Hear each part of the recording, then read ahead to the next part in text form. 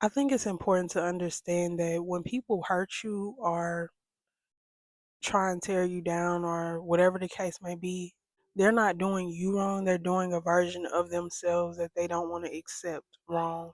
And I think it's important to not take it personal when people do you wrong or when people are projecting onto you or whatever the case may be, because they are just seeing a part of them that they don't want to accept or they don't want to face. And I think it's important to understand that in order to not take it so personal when people misuse you or abuse you. And I think it's also important to understand that in that dynamic, it's a part of you that you need to accept in that dynamic as well. And that is why it is coming to you.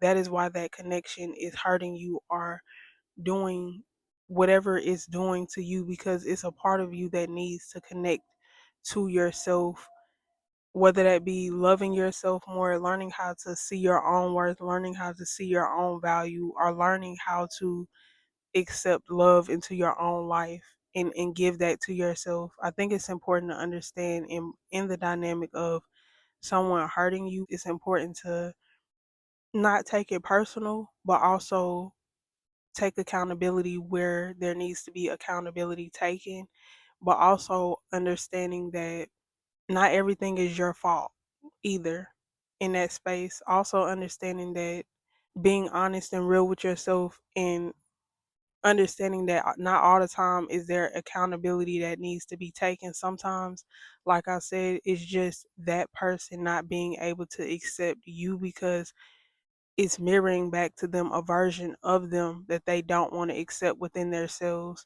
And I think that's important to understand as well.